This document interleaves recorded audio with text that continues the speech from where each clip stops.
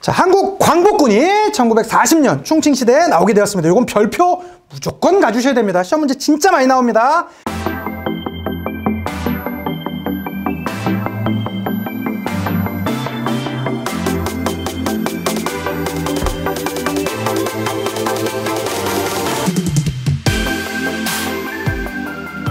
안녕하세요. 반갑습니다. 여러분의 역사 완성자 유산입니다. 여러분 반갑습니다. 좋습니다, 여러분. 이제는 대한민국 임시정부까지 오게 되었습니다. 오늘은 51강이고요. 자, 51강의 주요 내용들은 이렇게 됩니다. 선생님, 내용이 많네요. 맞아요. 내용이 조금 있죠. 예, 그렇지만 원래는 이게 교과서 구성으로는 요렇게 한 단락이 나와 있고 한참 뒤에 가서 요렇게 이제 나오는 것인데요. 저는 오히려 그냥 이해하는 게, 대한민국 임시정부는 시작해서부터 그냥 끝날 때까지 그냥 하나로 쭉 뽑아버리는 게 훨씬 더 좀 이해하는 면에서, 좀 받아들이는 면에서 좀 그게 쉬울 것 같아서 이렇게 조금 내용이 살짝 많긴 하지만 가져왔습니다. 주요 내용들 바로 들어보도록 할게요. 자, 우리가 지난 시간에 뭐 배웠죠? 3.1운동 배웠습니다. 자, 3.1운동으로 인해서 대한민국 임시정부가 수립됐다라고 했는데, 3.1운동을 전후해서 있었던 여러 우리 민족 단체를 대표하는 단체들이 있었습니다. 국내에는 한성부가 있었고요. 연해주에는 대한국민의회가 있었고, 당시에 상하이 임시정부도 있었습니다. 자, 이것을 어떻게 할까 고민을 하다가 한성정부의 법통을 계승하고, 그리고 위치적으로는 이때 만주나 연해주 쪽으로 갈까 아니면 상하이로 갈까 많은 좀 약간의 설왕설래가 있었어요. 근데 이때 상하이로 가자. 즉 상하이로 간다라는 것은 당시에 주요 강대국들의 여러 외교 노선을 펼치기가 좋은 시기이기 때문에 외교논으로 가는 것이 조금 더 우세했다라고 할 수 있었겠죠. 그래서 이제 연해주에 있었던, 특히 무장 투쟁을 더 주장했었던 대한국민의회 같은 경우는 약간 좀 흡수되는 것 같은 느낌이 좀 있었습니다. 그렇게 해서 1919년 상하이에서 대한민국 임시정부가 수립되었습니다. 그러니까 1919년 9월의 일입니다.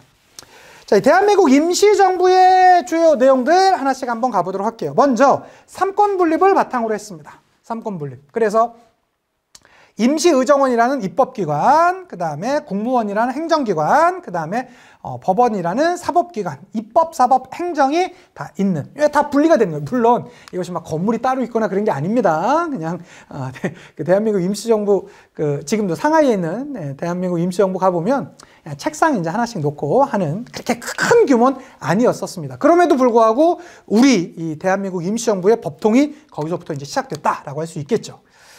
자, 이때 여러 싸움이 있었다고 그랬죠? 외교로 갈 것이냐, 무장에 갈 것이냐, 무장투쟁으로 할 것이냐 중에서 일단은 상하이의 대한민국 임시정부가 세워졌던 것으로 보더라도 약간 외교활동이 초기에는 좀 먼저 있었던 것 같고요. 당시뿐만 아니라 이 대한민국 임시정부 내에서는요, 사회주의 중심에 있었던 인사들과 민족주의 중심의 인사들 간에 약간의 좀 내부적 갈등도 분명히 좀 있었습니다. 이게 시간이 좀 지나면서 이게 이제 표면화되는 모습이 있었고요.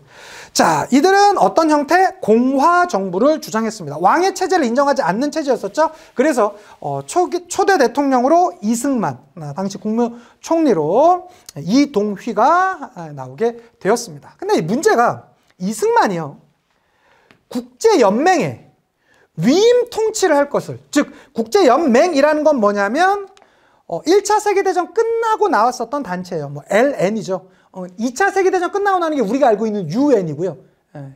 그 전에 있었던 게 국제연맹인데요. 어쨌든 이 국제연맹에 우리나라 제발 국제연맹에서 위임 통치해달라고 요구를 했습니다. 이게 1919년에 했는데 한참 뒤에 알려지게 돼요. 이것 때문에 이승만의 탄핵 요구가 막 빗받치게 되는 모습이 있었고요. 특히 어마어마하게 그 이유입니다. 이때 바로 비판하는 거 아니고요. 시기적으로 좀 지나서 신채호나 박용만 등등이 어떻게 그럴 수 있냐, 이건 나라 팔아먹는 거랑 똑같은 거다 라고 하면서 상당히 비판의 수위를 높였던 그러한 모습도 있었습니다. 자, 이러한 대한민국 임시정부는요, 연통제와 교통국, 즉 국내와의 연락사무를 맡고 비밀 조직으로서 뭐 군자금을 가져온다라든가 뭐 이러한 역할을 했던 것이 연통제와 교통국이 되겠고요. 근데 이게 시간이 지나면서 1920년대 초반이 지나면서 이게 다 좀 발각이 돼요. 조직이 와야 돼요. 그러면서 무엇보다 경제적인 어려움. 이건 정말 가슴 아프죠. 그래서 이 백범 선생님의 그 백범일지를 보면 이제 1920년대 후반부터 30년대 요때가 제일 힘들었었다고 하거든요.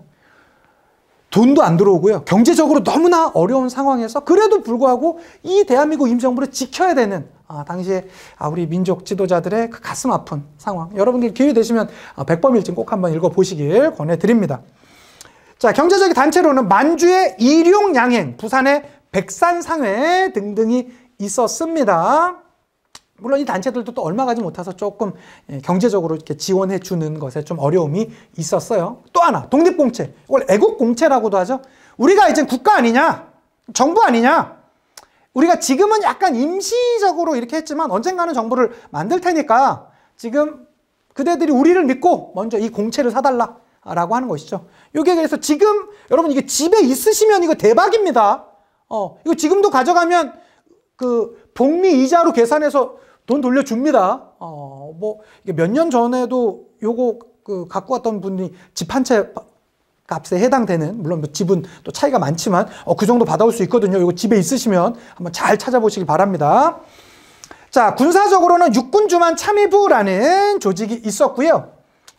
그다음 외교적으로는 파리 강화에 김규식을 파견했어요. 이건 신한청년단에 김규식이 파견되었다가 파견돼 있는 상태에서 대한민국 임시정부가 등장하게 된 거예요. 그러면 당신은 이제 어떻게 김규식은 당신은 정권대사다라고 같이 불러서 다시 준 게 아니라 그냥 거기서 너 이제 정권대사야 뭐 이렇게 이제 얘기를 했던 것이겠죠. 또 구미위원부. 구미위원부란 건 뭐냐면 구라파와 미국의 위원회를 뒀다라는 거예요. 구라파라는 건 유럽을 의미하고요. 미국은 말 그대로 미국입니다. 그러니까 외교 전선을 펼치기 위한 하나의 기관이었지만 크게 성과가 있지는 못했습니다. 문화적으로는 독립신문. 요거 꼭 기억해 두셔야 돼요. 왜 그러냐면 우리가 한국사, 특히 근현대사 배울 때 독립신문이, 우리가 알고 있는 독립신문은 그 순한글과 영문판으로 발간되었었던 그 독립신문, 1896년도에 발간되었었던 그 독립신문만 기억하시잖아요. 하나 더 있어요. 하나 더 있어요. 요걸 구분하는 문제가 나오면 문제가 되게 어려워져요. 대한민국 임시정부의 기관지도 독립신문을 있었어요. 이 독립신문의 그 주필이 춘원 이광수였어요. 뭐 조선의 3대 천재라고 알려졌었던 독립신문. 요게 대한민국 임시정부랑도 연관성이 있습니다. 보통 요게 나오면 90%는 서재필이 만들었던 1890년대에 만들었었던 그 독립신문으로 물어보는데 요걸 만약에 대한민국 임시정부랑 연관시켜서 나오면 요 문제가 어려울 겁니다. 그래서 기억해 두셔야 돼요. 요거 꼭 기억해 두시고요. 그 다음에 임시사료편찬회 같은 것도 같이 있었습니다. 같이 봐주셨으면 좋겠고요. 특히 요 내용. 요거 나오면 진짜 내용 어려워지죠. 이게 뭐냐면 당시 대한민국 임시정부의 정치적 체제를 제가 그냥 한눈에 보기 좋게 정리한 것입니다. 1919년부터 25년까지 대통령제였어요. 대통령은 딱 2명밖에 없었습니다. 대표적인 인물 이승만이 있었고요. 그 다음에 2대 대통령, 이승만이 탄핵당하거든요. 그리고 나선 박은식이 있었습니다. 박은식이 있었습니다. 그리고 25년, 요 23년도에 잠시 뒤에 우리가 배우겠지만 국민대표회라는 게 열려서 어떻게 우리가 이 앞으로의 이 독립운동을 해 나갈 것이냐 막 난상 토론을 반년 가까이 벌였어요. 별다른 성과 없이 끝납니다. 이때부터 20년대, 23년 이후부터 뿔뿔이 독립운동가들이 떠나요. 주된 독립운동가들이. 그러니까 이제는 어쩔 수 없는 거예요. 사람들이 떠나니까 국무령 중심의 내각 책임제. 약간 책임을 져요. 너 이거 해야 돼. 너 이거 해야 돼. 라고. 그래도 계속 떠나. 27년. 그러니까 이렇게 갔다가 국무위원 중심의 집단 지도체제. 더 이상 떠나지 마. 너도 이 책임이 있어. 너도 이 책임. 집단 지도체제를 가져갔던 것입니다. 27년부터 40년까지. 그러다가 40년이 되면서 주석제. 여기서 주석이 누굽니까? 맞습니다. 김구. 그리고 44년 되면서 후계자를 양성하죠. 주석, 부주석제가 나오는데 주석으로 김구, 부주석으로 김규식이 있습니다. 요거를 구분하는 게 이게 좀 말들이 어렵거든요. 그렇지만 요건 잘 안 물어봐요. 보통 물어보는 건 요 대통령제, 그 다음에 여기 주석제, 부주석제 요거 정도만 구분해 주시면 됩니다. 요 대표적으로 인물들로 나올 수 있으니까요. 요 정도 구분해 주시면 되겠습니다. 자, 다시 한번 돌아와 보도록 할게요. 1923년으로 돌아갑니다. 국민대표회의. 이때 이제 경제적으로도 많은 어려움이 있고요. 또 외교 노선을 펼친다라는 거에 대한 또 무장 독립운동자들의 또 여러 불만도 제기가 되었습니다. 그래서 당시에 좀 이름이 알려졌다라고 하는 민족 대표를 전부 다 모아요. 그래서 약 반년 가까이 난상 토론을 벌이는데요. 이때 크게 두 개의 파가 나타납니다. 창조파와 개조파예요. 지금의 대한민국 임시정부 문제 있다. 이거 완전 갈아엎고 새롭게 창조적으로 우리가 가야 된다. 이건 완전 재건축파죠. 단재 신채호. 잘못된 거 인정한다. 그리고 우리가 뭔가 새로운 전기를 마련해야 되는 것도 인정한다. 그렇지만 우리가 이 대한민국 임시정부를 얼마나 어렵게 만들었냐. 잘못된 거를 개조하는 상황에서 우리가 해나가야 된다라고 하는 도산 안창호 선생이 주장했었던 이 개조파도 있었습니다. 창조파와 개조파의 끊임없는 과정 가운 중에서 별다른 성과 없이 끝나게 되었어요. 그렇게 되면서 독립운동가들이 1920년대 중반이 되면서 여기저기 막 이탈하게 되면서 이때부터 이 대한민국 임시정부가 침체기를 맞이하게 되었습니다. 그리고 1925년에 당시에 대통령이었었던 1대 대통령이었었던 이승만을 탄핵하게 되었었고요. 2대 대통령으로 박은식이 취임했으나 사실은 얼마 못 가서 돌아가세요. 그렇기 때문에 25년 이후에는 이제 내각 책임제 형태로 가게 되고요. 단재 신채호와 배감, 박은식은 단독 문제로 정말로 여러 번 나왔습니다. 반드시 기억해 두셔야 됩니다. 일단 단재 신채호, 배감, 박은식 두 인물들 봐주셔야 되겠고요. 먼저 신채호부터 가보도록 하겠습니다. 신채호는 우리나라의 여러 역사 중에서 이 두 분의 공통적인 특징은요, 민족주의 사학자라는 공통점이 있습니다. 자, 차이점 구분해야 되겠죠. 고대사에 집중했습니다. 그에 비해서 박은식은요, 현대사에 집중했었고요. 책들은요, 조선 상고사, 조선사 연구초 등등을 신채호, 그 다음에 한국 통사, 그 다음에 한국 독립운동 지열사, 피 흘리는 우리들의 역사라는 것이죠. 요 박은식 선생이 있었습니다. 자, 특히 한국의 전통적인 그 사상을 낭가 사상으로 봤었고요. 특히 요 고려사 배울 때 제가 이 신채호에 대해서는 많은 얘기하지 않았었습니까? 어떤 것들 기억해야 된다? 그렇죠. 묘총의 서경천도 운동을 가장 높게 평가했던 바로 그 인물. 기억해 두셔야 되겠고요.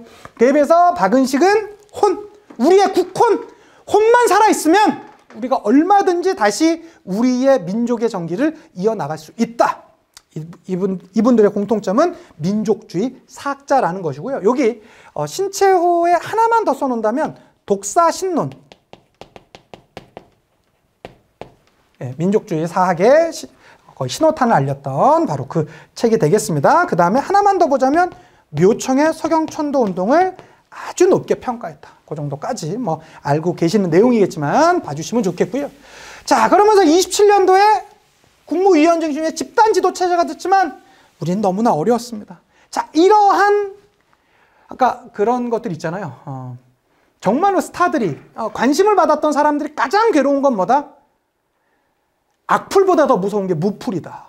이런 얘기를 하지 않습니까?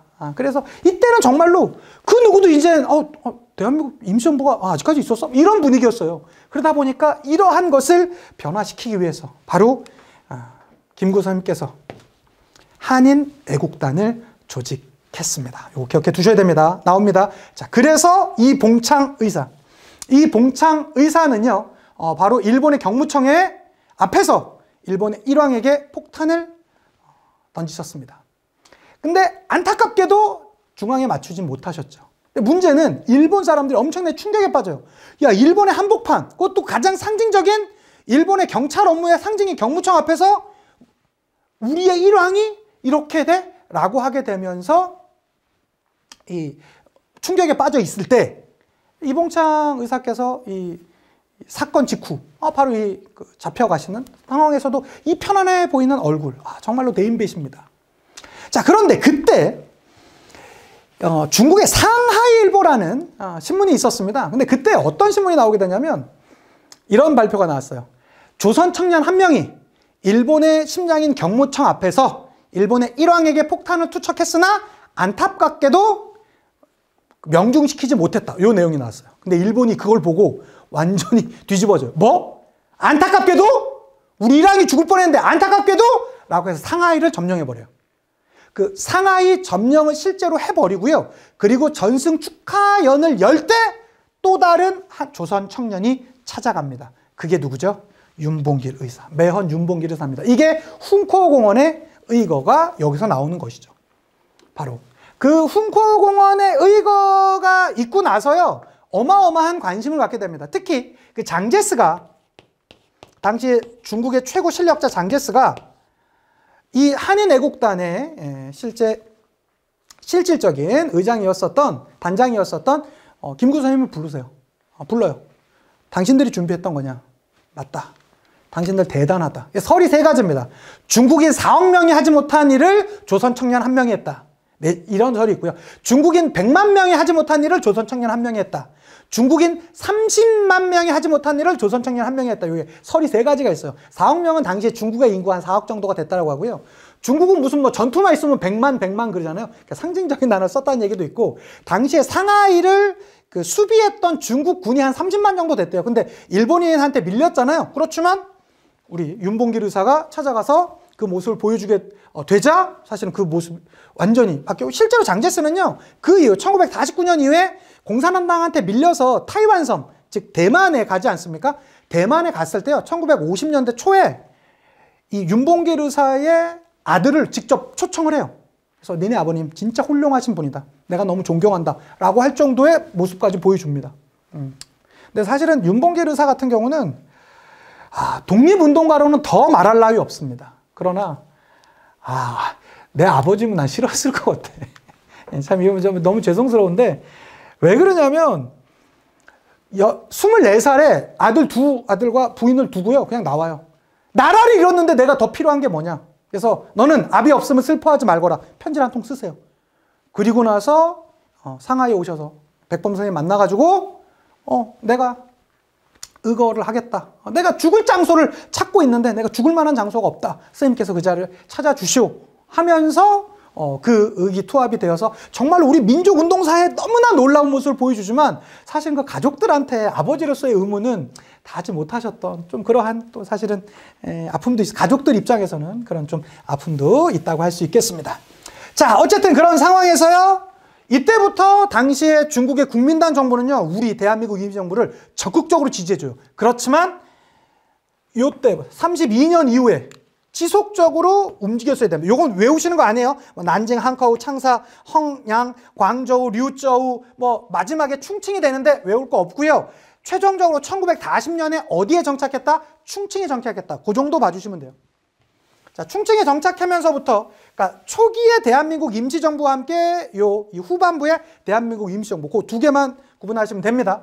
1940년에 충칭에, 즉 중국의 내륙 지역인 충칭 지역에 정착했습니다. 이건 일본의 제국주의의 영향력을 최소화할 수 있는 지역이었던 것이죠. 충칭에 정착했고요. 자, 특히 1940년이 되면서 김구 주석의 단일 지배 체제가 만들어졌다. 이때가 이제 주석제가 시작되었었다. 이렇게 두시고요. 주석제. 그리고 1941년도에 건국강령이 발표되었습니다. 너무 중요합니다.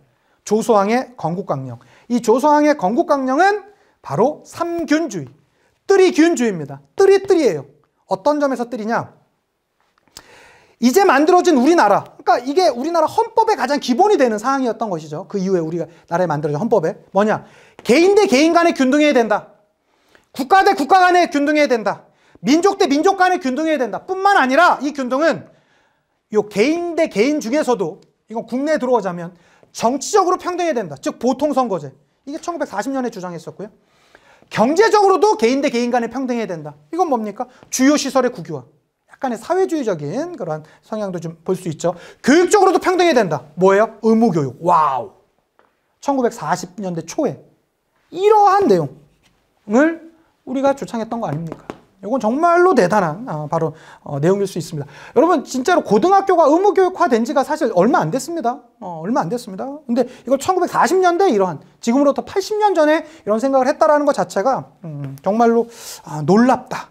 이러한 조소왕의 삼균주의. 선생님, 근데 제가 한국사 배우는데 이 조소왕이라는 인물이 이렇게 뛰어난 인물인데 생각보다 저는 좀 생소하게 들리는데요? 라고 하시는 분들이 좀 계실 겁니다. 왜 그러냐면 우리나라 현대사 인물들은요, 약간 특히 그 6.25 전쟁이라든가 요 과정 중에 북에서 올라가셨던 분들에 대한 업적은 좀 제대로 된 평가가 이루어지지 않는데 조소왕 같은 경우가 좀 그래요. 예, 그렇기 때문에 아마 좀 생소하게 들릴 수 있습니다. 그럼에도 불구하고 조소왕의 삼균주의가 갖고 있었던 이런 역사적인 큰 업적에 대해서는 결코 무시할 수 없다.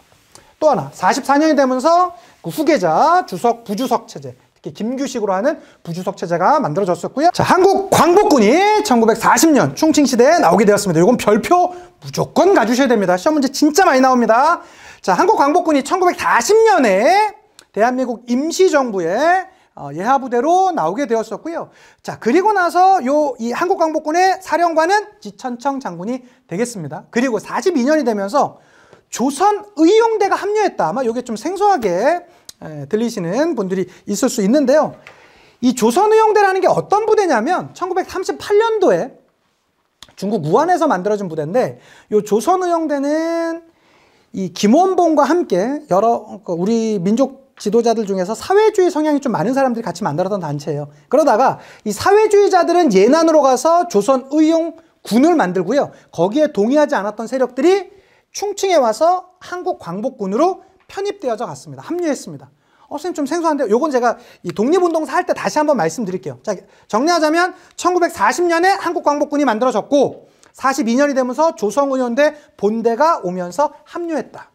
특히 요 내용보단 이 한국광복군의 주요 내용이 시험 문제 진짜 많이 나옵니다. 먼저 영국의 요청으로 인도 미얀마 전선에 우리의 대원을 파견해서 뭐 포로를 신문한다라든가 이러한 모습까지 보여줬었고요. 일본의 대일 선전 성명서를 발표하기도 했습니다. 그리고 이게 가장 가슴 아픈 장면인데요. 국내 진입작전을 계획해요. 여기서 계획에 동그라미가 가져 있다는 건 뭐죠? 맞습니다. 실행하지는 못했다라는 거예요. 이건 진짜로 우리 민족의 역사가 이때부터 조금 분단의 시초를 보여주게 돼요. 이게 뭐가 나와 있냐면, 자, 이 계획을 해요, 실제로. 그래서 미국 전략정보국 OSS에 우리 주요 이 한국광복군의 주요 그 군인들을 파견해서 실제로 연합작전을 펼쳐서 국내 진공작전을 몇 번을 갔으나 그때 막 일기가 안 좋아서 오고요. 또 작전상으로 좀 바꾸고 있는데 갑작스럽게 일본이 항복을 해버리는 거예요. 그래서 이 백범일지에 보면 이 내용이 너무나 잘 나와 있습니다. 백범 선생님이 그렇게 얘기를 하죠. 광복은 나에게는 기쁨이 아니라 절망에 가까운 소리였다. 우리나라가 실질적으로 한 것이 없는 상황에서 광복을 맞이한다는 것은 그 이후 우리 민족의 어마어마한 혼란이 준비되어 있기 때문이다. 왜 슬픈 예감은 틀린 적이 없는지 백범 선생님의 이 슬픈 예감은 안타깝게도 적중하시고 그 이후 분단의 시초가 되는 것이죠. 우리나라가 승전국의 위치를 가져가지 못했다는 거예요. 이 계획이라는 단어가 그만큼 중요해요. 실행하지 못했다는 거. 우리가 연합국의 일원이 되지 못한 상황에서 광복을 맞이했다는 것이거든요. 일제 항복으로 무산되었었다. 일본은 다 화가 나지만 이 항복하는 타이밍도 너무 화가 납니다. 자, 이러한 일련의 모습들.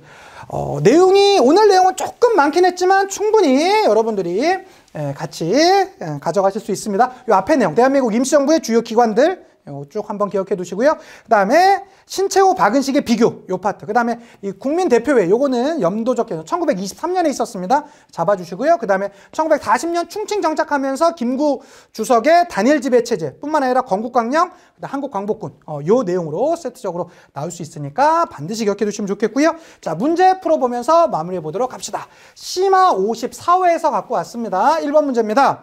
밑줄근 회의가 개최된 시기를 연표해서 옳게 고르랍니다. 봤더니 1919년 대한민국 임시정부가 수립되었다 나와 있고요. 1925년 박은식 대통령 취임, 1931년 한인애국단 조직, 1935년 한국국민당 창단, 1940년 김구 주석 취임, 1945년 8.15 광복 이렇게 나와 있는데 이 자료는 대한민국 임시정부가 침체에 빠지자 독립운동의 새로운 활로 방향을 모색하기 위해 상하이에서 개최된 회의의 의사 일정입니다. 국내외 각지에서 온 대표들이 대한민국 임시정부에 대한 처리를 둘러싸고 창조파와 개조파 등으로 나뉘어 격론이 벌어졌다. 이게 언제죠? 1923년에서 약 반년간 벌어졌던 바로 국민대표회의 아닙니까? 이거니까 당연히 1번. 정답 1번이 되겠고요. 가 1번입니다. 자, 2번 문제입니다. 심화 56회에서 갖고 왔습니다. 가 단체의 활동으로 옳은 것은 이라고 나왔습니다. 접견 기록, 날짜 및 장소 1943년 7월 26일 중국 군사위원회 접견실이라고 나와 있고요. 참석 인물 가, 주석 김구, 외무부장 조수왕 나와 있고요. 위원장은 중국의 위원장 장제스가 있습니다. 장제스, 한국의 완전한 독립을 실현하는 과정은 쉽지 않을 것입니다. 그러나 한국 혁명 동지들이 진심으로 단결하고 협조하여 함께한다면 광복의 뜻을 이룰 수 있을 것입니다. 자, 김구와 조수왕은요, 우리 독립 주장이 이루어질 수 있도록 귀국에 지지해 주시기를 희망합니다. 이렇게 나오고 있습니다. 이게 1943년 아닙니까? 이 단체 어떤 단체겠습니까? 대한민국 임시 정부가 되겠죠.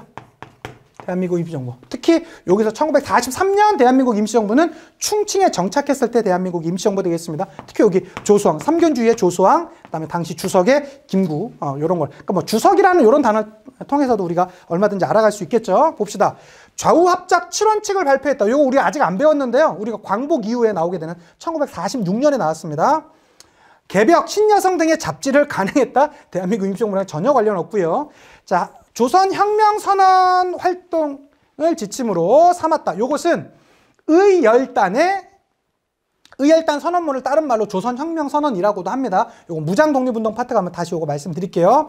4번입니다. 한글 맞춤법 통일원과 표준어를 제정하였던 건 어디? 조선어 학회에서 만들었던 것이고요. 삼균주의를 기초로 하는 건국강령을 선포했다. 특히 어디요? 조수왕의 삼균주의, 당시 김구 중심의 단일 지배체제에서 바로 나왔었던 대한민국 임시정부에 대한 설명. 문제는 뭐 그렇게 어렵진 않죠. 그렇게 봐주시면 좋겠습니다. 좋습니다, 여러분. 수고 많으셨고요. 이제는 완강이 얼마 남지 않았네요. 또 남아있는 강도 제가 재밌게 잘 준비했으니까 남은 강들도 열심히 한번 같이 달려보자고요. 수고 많으셨고요. 다음에 더 좋은 모습으로 또 찾아뵙도록 하겠습니다. 인사드리고 마칠게요. 역사가 완성되는 그날까지 원